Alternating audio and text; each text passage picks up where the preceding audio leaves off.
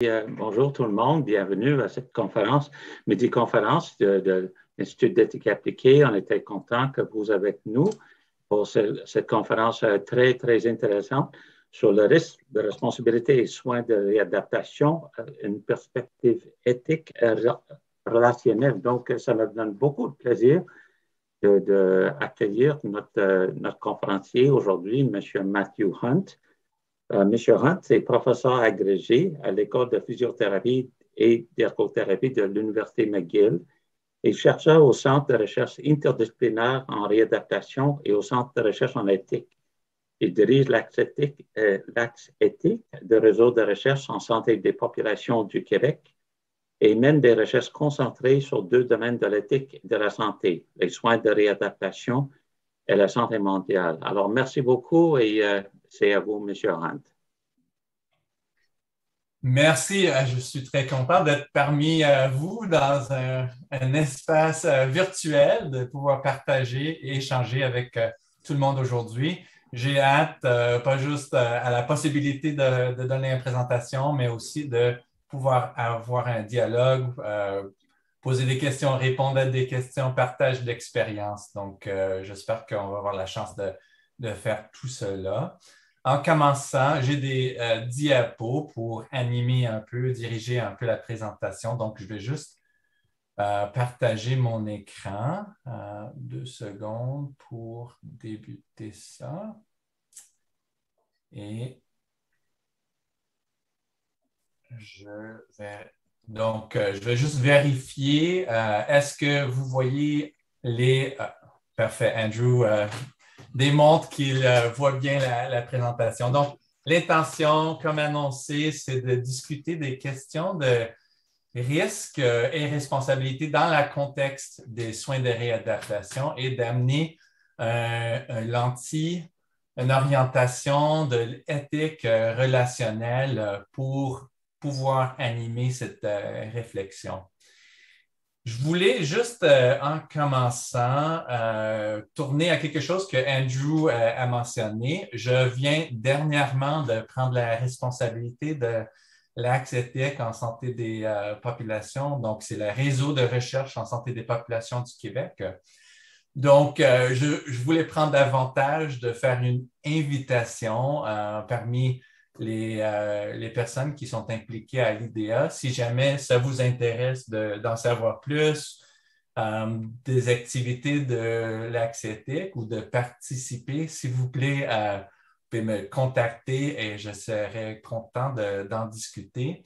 Et je voulais aussi mentionner qu'on a une compétition actuelle pour des projets d'initiatives structurantes. Donc, si jamais ça vous intéresse, le virage numérique, transformation numérique et des questions de le lien avec les pratiques et la recherche en santé des populations, voici un lien vers cette compétition. On fait ça avec les axes inégalité et santé, éthique et santé, parmi le réseau. Donc, peut-être ça pourrait intéresser certaines personnes ici.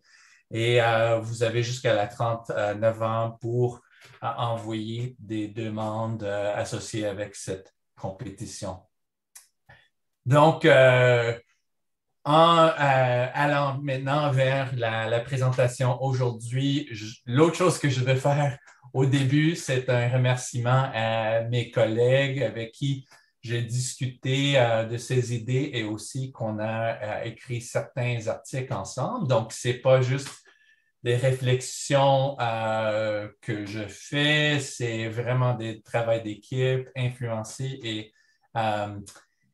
et nourri par le travail collaboratif avec ses collègues ici.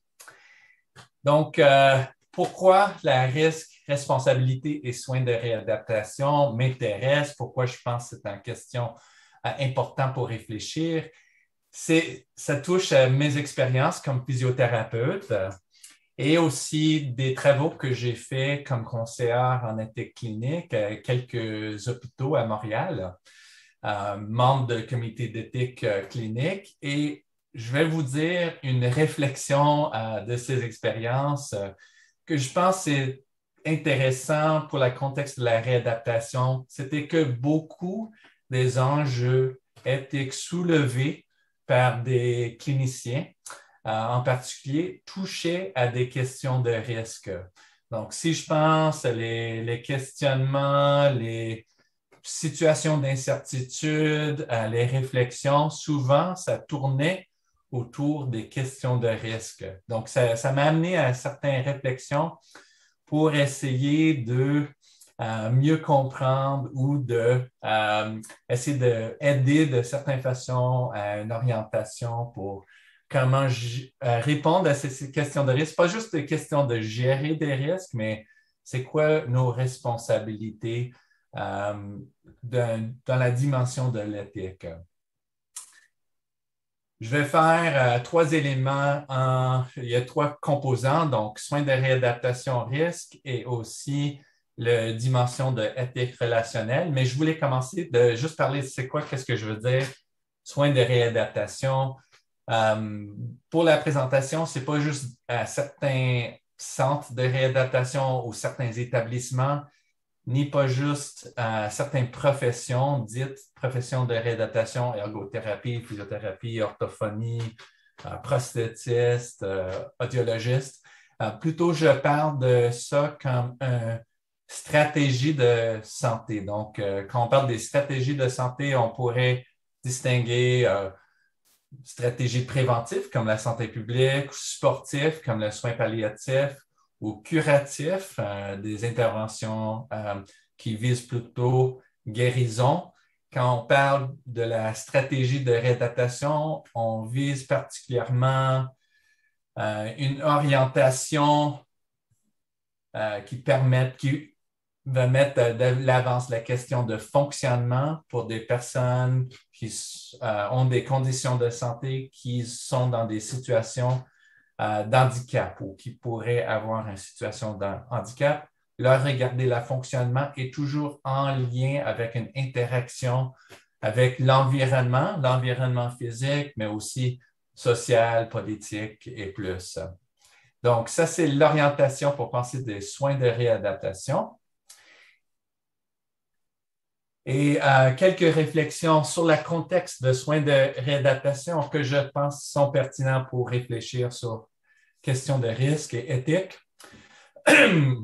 Pardon, c'est donc une orientation pour la fonction et la restauration de la fonction qui nécessite une participation dans le contexte de la réadaptation. La réadaptation, c'est rarement quelque chose qui est fait pour la personne, le patient, la personne, mais c'est fait en participation et avec la personne elle-même. Donc, le soin de réadaptation comme une action participative. En général, ce sont des soins qui sont prolongés. Ce n'est pas juste un événement. Souvent, c'est répété et pour longue durée. Puis imaginez quelqu'un qui reçoit des soins après avoir un blessé médulaire ou une amputation. On pourrait imaginer des soins qui durent pour une longue période de temps et un traitement qui est très relationnel. Donc, beaucoup de temps passé avec les thérapeutes, les cliniciens et la personne qui participe aux soins de réadaptation. Même les soins sont dans le contexte de l'environnement. On peut imaginer plein de situations. Ce n'est pas juste traiter une blessure, mais penser de la fonction dans le contexte de l'environnement. On pourrait faire des visites à la domicile de la personne. On pourrait faire des différentes interventions ou évaluations écologiques dans le contexte de la personne. Et le dernier point que je mettrai sur la table pour préparer la réflexion, c'est aussi un contexte de la réadaptation. Ça peut être dans le contexte des changements importants pour les personnes, comme la personne avec le blessé médulaire que j'ai mentionné, avec une amputation, avec un ACV, qu'il y a des changements importants dans leur rôle personnel, peut-être des changements dans les activités, leur participation à la société. et même une réflexion sur des changements au niveau de l'identité personnelle en lien avec, peut-être c'est une blessure, peut-être c'est un changement plus graduel, progressif en lien avec une situation. Donc, on voit quand même la complexité et peut-être aussi une certaine spécificité en parlant de soins de réadaptation. Ce n'est pas unique, beaucoup de ces éléments-là, aux soins de réadaptation, mais ce sont des caractéristiques. Le deuxième élément que je veux ajouter, c'est le contexte de risque. Et c'est clair qu'on ne peut pas enlever tous les risques dans le contexte des soins. Je vais vous donner un exemple très concret de mes expériences comme physiothérapeute, des situations où j'étais la responsable d'aider quelqu'un pour marcher pour la première fois après avoir une chirurgie. Et je faisais ça de façon régulière, mais je peux souvenir très vivement de deux expériences où je mettais debout quelqu'un pour la première fois pour commencer de marcher et devenait très étourdi. Et c'était une situation où j'avais besoin de réagir rapidement pour essayer de garder la personne en sécurité, d'éviter une chute. Mais à un certain point, certaines activités, et il n'y avait pas de chute, tout le monde était en sécurité, mais je me souviens de ces expériences parce que c'était des moments difficiles. Mais qu'est-ce que je veux dire là, c'est que dans le contexte, voilà, de remettre quelqu'un à marcher, de beaucoup d'autres activités, il y a des risques de certaines mauvaises choses qui pourraient arriver, de certains risques au niveau physique. Il peut y avoir d'autres sortes de risques. On peut imaginer des risques soit émotionnels, déçus ou des risques au niveau interpersonnel ou même professionnel qui pourraient être associés à la contexte de la réadaptation. Mais moi, je veux viser un élément très spécifique et là où je voyais beaucoup d'enjeux dans mes expériences professionnelles, pas juste des risques comme j'ai mentionné, mais vraiment dans des situations où la personne veut faire un choix qui entraîne des risques et c'est souvent des choix pas directement liés aux objectifs des soins. Donc, comment gérer ce type de situation? Ça peut être des risques pour la personne soi-même, pour certaines personnes spécifiques, particulières, comme des proches ou quelqu'un, peut-être la professionnelle de la santé ou des voisins de la personne ou des risques pour le public. Donc, je vais vous donner des exemples pour essayer d'illustrer ces types de situations. Un exemple très concret qui vient souvent dans le contexte de la réadaptation, c'est des risques associés peut-être à quelqu'un qui a une situation de santé, un problème de santé, qui a des effets sur leur capacité de conduire d'une façon en sécurité. Donc, un enjeu éthique pour les professionnels qui travaillent dans le contexte de la réadaptation peut être des questions dans quelle situation signaler des risques vers le SAC et comment le faire dans ces situations. Mais ça démontre potentiellement une situation de risque pour soi-même, pour la personne, s'il est blessé en conduisant, pour les personnes proches de cette personne et même pour les autres personnes dans la société. Et donc, on voit différents éléments de risque qui pourraient être impliqués. Qu'est-ce qui est difficile dans le contexte des risques en réadaptation? C'est pas souvent qu'on a la capacité d'identifier d'une façon très objective ou concrète c'est quoi la probabilité et la gravité des risques. C'est pas comme une situation où on parle des risques associés avec une chirurgie où on a beaucoup de données et on peut donner des pourcentages, des probabilités. Souvent, on parle des situations. Quels sont les risques de la personne prendre congé, retourner habiter chez eux, qui pourrait avoir des risques pour cette personne. Donc, il y a des situations d'incertitude et comment parler de ces incertitudes vis-à-vis la risque de façon ouverte et d'essayer de créer une compréhension partagée des enjeux. Donc, avec ça, dans le contexte de parler de risque en soins de santé, il y a des auteurs qui vont distinguer 4 éléments. Donc, on pourrait parler d'une situation où on va localiser un risque particulier. Donc, c'est identifier qu'un risque existe vis-à-vis d'une situation actuelle. La deuxième, c'est une estimation du risque. Donc, c'est quoi la probabilité que ça va arriver, cette mauvaise conséquence, et avec quel effet? Le troisième élément, c'est une évaluation des risques. Et je pense que ça, c'est l'élément très important de mettre sur la table pour réfléchir, c'est que chaque personne va avoir une évaluation des risques qui pourraient être différents. Des choses que, en regardant une situation de risque, je fais des comparaisons pour moi-même qui va être différente d'une autre personne. Ces risques-là sont-ils acceptables pour moi parce que j'ai certains objectifs ou les bénéfices potentiels, c'est des choses que j'évalue d'une façon d'être plus important qu'une autre personne. Et des fois, c'est de là qu'on a les plus grandes divergences et situations de tension qui peuvent arriver. Et je dirais pas uniquement entre les personnes qui sont des patients en réadaptation et les personnes qui sont les membres de l'équipe traitante, mais on voit aussi des différences et des fois des tensions parmi les membres de l'équipe qui ont différentes évaluations de certains risques.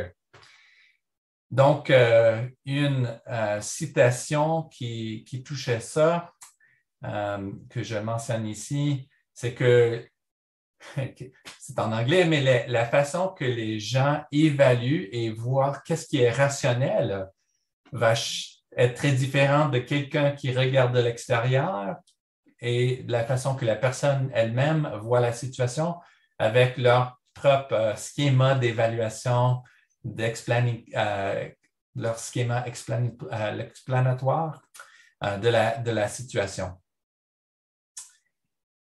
Et le dernier élément, c'est qu'on voit des situations, on a des situations où on doit gérer ces risques-là. Et c'est de là qu'on voit les responsabilités des établissements de santé et aussi des professionnels de santé. C'est quoi nos responsabilités vis-à-vis la gestion des risques, réagir à ce type de situation. Donc, ça m'amène à un autre exemple.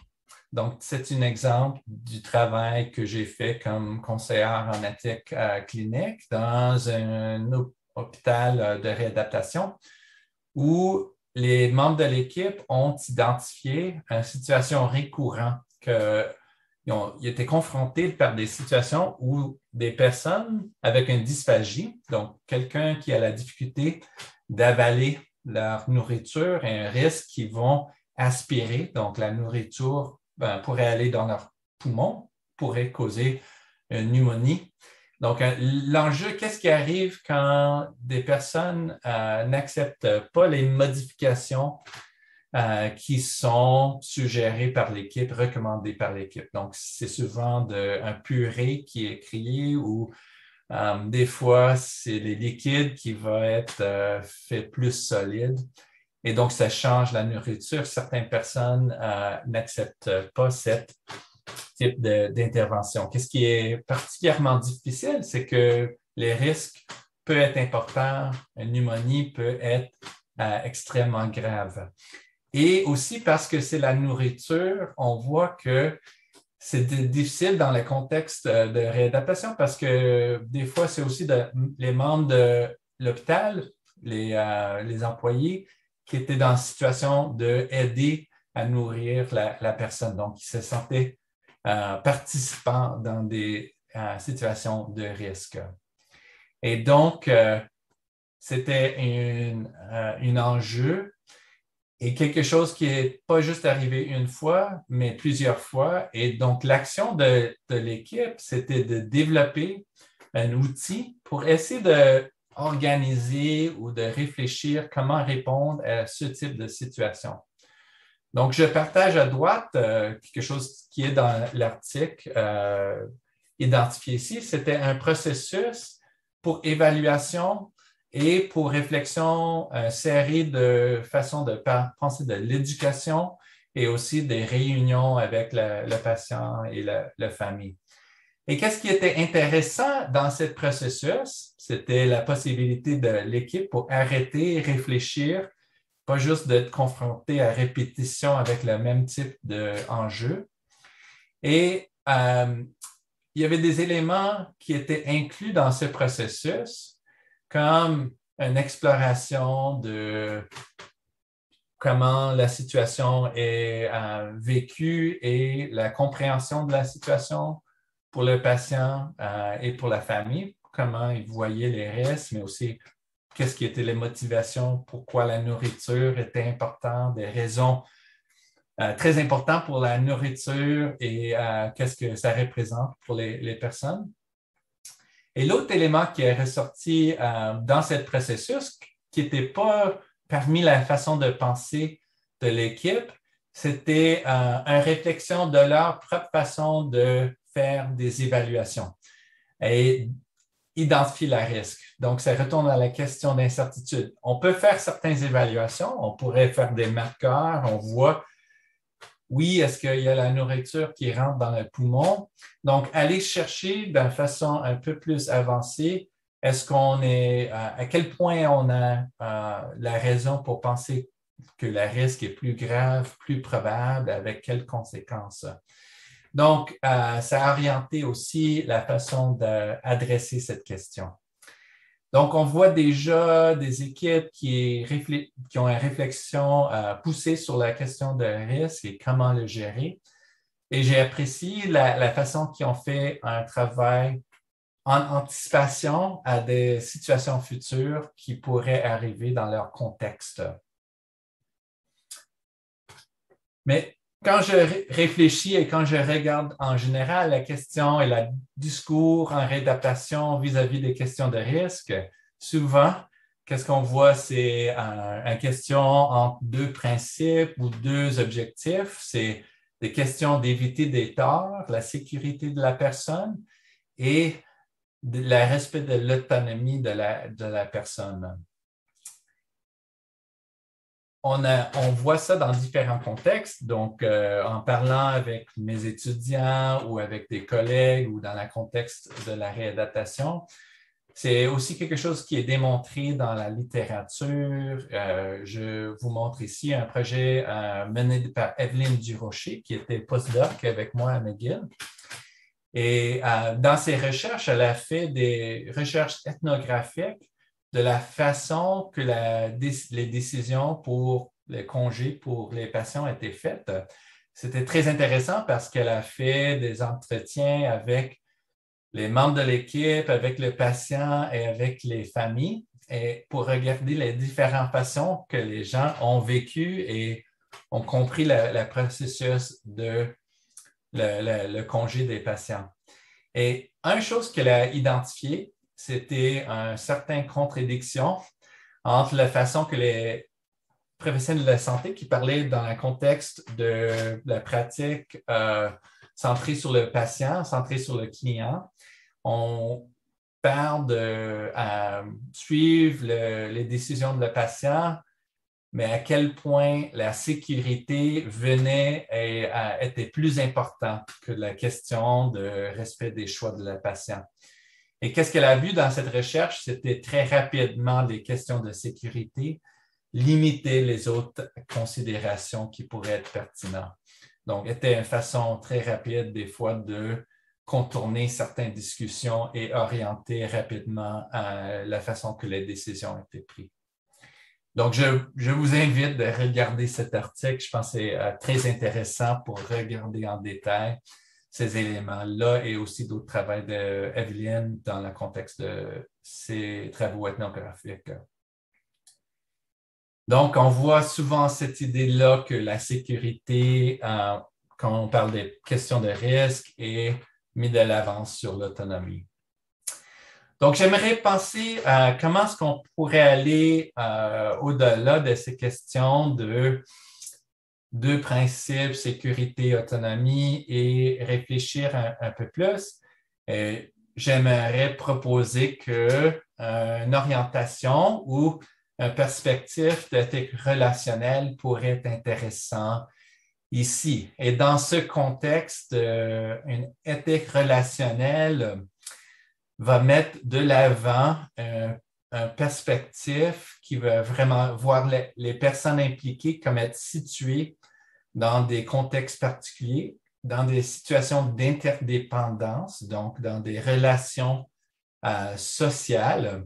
Et donc, la prise de décision, le raisonnement moral et plus largement l'expérience morale va être située dans ces éléments dynamiques, contextuels, relationnels qui doivent et devraient être pris en compte dans le contexte de penser des choix qui entraînent des risques et le contexte des soins de réadaptation. Donc, ça pourrait nous orienter sur attention à des questions d'interdépendance, des questions de pouvoir et la possibilité d'agir dans ces différentes situations et même comment le contexte social, politique, institutionnel peut orienter vers certaines expériences ou certaines décisions. Donc, comment prendre ça en compte? Donc, on va parler de ça pendant les prochaines minutes pour orienter une réflexion un peu plus poussée sur les questions des choix. Donc, juste pour retourner rapidement, c'était une des premières diapos. Juste cette idée de l'éthique relationnelle, je pense ça peut très bien concorder à les éléments que j'ai utilisés pour caractériser les soins de réadaptation. L'élément participatif, avec, pas pour, les éléments prolongés, relationnels, l'idée d'interaction avec l'environnement, les changements pour les personnes, même dans leur rôle et sens de soi, la fonction et sa restauration. Donc, on a écrit deux articles. Donc, je mentionne encore que Carolyn L., Stephen Clark, Raphaël Lenchuka sont des collègues avec qui je travaille ces questions-là. Et les deux articles utilisent des éléments d'éthique relationnelle pour essayer de regarder ces questions de choix qui entraînent des risques. Le premier article en regardant l'autonomie relationnelle. Et le deuxième article, en écrivant le premier article, on a réalisé qu'on avait des grandes questions, qu'on n'avait pas répondu à des questions pour des risques pour des tiers. Et donc, le deuxième article essaie de couvrir un peu plus ce terrain. Donc, voici un autre exemple qu'on utilise dans les articles. Mais imaginez une personne qui a eu un accident cérébrovasculaire, qui était admis peut-être premièrement à l'hôpital soins aigus et après à un hôpital, un établissement, centre de réadaptation. Et après quelques mois de réadaptation, la personne insiste à retourner chez elle, vivre dans son appartement. C'est quelqu'un qui habite seul. Elle veut retourner à l'appartement parce qu'elle se sent en sécurité là. C'est la place où est peut-être ses expériences familiales, les mémoires qui sont importants, la sens de soi et d'être en sécurité est de l'appartement. Mais l'équipe est inquiète parce qu'ils voient que elle marche avec une marchette, elle n'est peut-être pas tout à fait en sécurité et on voit qu'il y a des troubles aussi pour pouvoir faire des activités comme cuisiner, il y a un risque qu'elle pourrait commencer un incendie en cuisinant parce qu'elle oublie de fermer le feu sur le poêle. Elle pourrait avoir un incendie. Donc, on a une situation potentielle. Premièrement, de voir une situation très différente, deux conceptions de sécurité, deux questions de priorité et aussi des risques pour la personne et pour elle-même et pour d'autres personnes aussi, les voisins qui pourraient être impactés dans une situation où il y avait vraiment une situation d'incendie. Donc, comment est-ce qu'on pourrait penser des responsabilités dans cette situation? Une chose qui est intéressante au niveau de la question de comment adresser ça. On a la tendance des fois qu'on a à gauche, comme j'ai parlé avant, d'essayer d'équilibrer ou voir l'équilibre entre deux principes pour avoir quelqu'un qui prend la décision. Est-ce que la personne peut retourner à l'appartement ou devrait aller dans un centre d'hébergement longue durée? Ça peut être une façon de voir ça. C'est une tendance de voir ça dans une instance de prise de décision. Il y a beaucoup plus d'éléments, c'est certain, qui pourraient être inclus. De voir la même situation pour regarder les tensions éthiques qui pourraient être identifiées dans le contexte avec une approche relationnelle. J'aimerais proposer qu'une chose que ça amène, c'est plutôt une relation, une approche de dialogue, de poser certaines questions, d'explorer la situation, la façon de penser, les risques et que ça pourrait prendre du temps pour essayer de regarder ces situations. Comme dans l'exemple, on pourrait imaginer un processus pour regarder le congé ou l'intention pour le congé de la patiente qui prend du temps dans la façon que l'équipe travaille avec la personne et peut-être son entourage pour essayer d'orienter la façon d'approcher ces questions-là.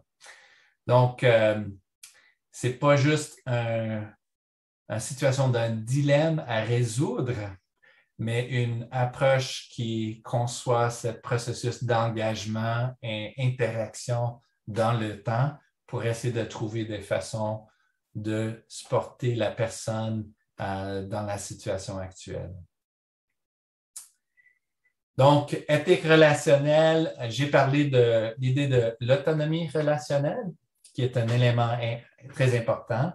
Souvent, qu'est-ce qui est intéressant en parlant de la réadaptation, on parle souvent de l'autonomie dans le contexte de la réadaptation. Et souvent, c'est dans le contexte de l'autonomie fonctionnelle, donc la capacité de faire des activités quotidiennes, la capacité fonctionnelle de la personne. L'autonomie dans le contexte de prise de décision, conception de base, c'est l'indépendance de la personne pour leur prise de décision et la possibilité d'une gouvernance de soi pas contrôlée par des influences extérieures. Donc, ça, c'est une idée classique de l'autonomie, assez simplifiée. Mais avec l'idée de l'autonomie relationnelle, dans le contexte d'une éthique relationnelle, on va mettre de l'avance les éléments que je viens de discuter. Donc, la façon que la personne est située en situation d'interdépendance dans le contexte social ou économique ou contextuel, politique. Et donc, on vise des questions, des différences de pouvoir, les importances, comment considérer les options peut être entravées par des caractéristiques contextuelles. Donc, c'est des éléments à considérer. Donc, c'est un élément qui va être important pour alimenter ou pour orienter cette réflexion. Qu'est-ce que j'ai trouvé intéressant en regardant un peu plus la question des risques à des tiers? Ça a ouvert aussi d'autres éléments dans le contexte de l'éthique relationnelle et je mentionnerai l'idée de justice sociale relationnelle. Donc, c'est quelque chose avancé par Kenny, Sherwin et Bayliss en pensant une éthique relationnelle pour la santé publique, mais qui amène une orientation au-delà de la personne, les membres de l'équipe et même juste l'établissement, mais pour penser aussi comment la société est organisée, la distribution des avantages sociaux et les fardeaux qui peuvent exister dans la société et comment ça a un lien avec les expériences des personnes, particulièrement dans ces questions de situation de risque. Donc, qu'est-ce qui existe dans la possibilité? On peut imaginer dans la personne qu'on parlait avant, quelles sont les situations, des questions d'accès, peut-être à des supports dans le contexte de la communauté, la possibilité des soins à domicile ou d'autres aides pratiques qui pourraient supporter la personne pour habiter dans l'appartement dans une façon en sécurité, une façon saine. Quelles sont les dimensions sociales qui pourraient orienter ces possibilités? Donc, ça amène un type de réflexion ou de questionnement un peu plus large dans le contexte de la relation interpersonnelle, mais aussi les relations sociales et de société. Donc, différentes formes de marginalisation et des questions d'accès à divers types de biens sociaux. Donc, la dernière chose que j'aimerais partager avant d'aller vers un échange et des questions, c'est un des travaux qu'on a fait dans la deuxième article, c'était d'essayer de proposer certaines questions de réflexion. Parce que je pense que l'approche relationnelle est particulièrement riche pour orienter réflexion et la prise, de poser certaines questions, pas uniquement en question de prise de décision. On essaie de suivre cette idée et donc l'article inclut une série de questions qui pourraient aider à cette réflexion pour des situations de risque. Donc, je vais partager les questions. Sont divisées en deux séries de questions. Un qui utilise l'orientation de autonomie relationnelle et la deuxième, il y a 3 questions qui sont animées par une orientation de justice sociale relationnelle. Donc, voici les premières questions. Là, on pose des questions de réflexion, particulièrement pour des professionnels qui travaillent dans le domaine de la réadaptation. Pas juste pour commencer avec c'est quoi le risque et comment le gérer, mais on commence avec des questions sur la relation thérapeutique et la possibilité d'un partage et un échange entre les membres de l'équipe et le patient et les autres membres de leur entourage si le patient est ouvert à cela. Et en deuxième temps, poser des questions sur la nature, probabilité, gravité du risque et aussi une réflexion sur notre évaluation et les questions de certitude, incertitude sur l'évaluation des risques, d'être honnête et ouvert pour même être critique de la façon que les risques sont évalués, sont localisés et estimés. Et là, d'essayer de regarder comment les risques sont évalués, donc perçus de différents points de vue, et comment on pourrait avoir une compréhension. Donc, l'idée de la situation où il y avait différentes façons de voir la sécurité, qu'est-ce que ça veut dire la sécurité? C'est une situation où on pourrait aller de pousser pour avoir une compréhension mutuelle, même de la différence de voir la même situation. On pose des questions de communication et aussi ici l'idée de sensibiliser. Donc, une idée d'autonomie relationnelle, c'est aussi pour la personne de voir la façon que leur situation est interconnecté avec la situation d'autres personnes.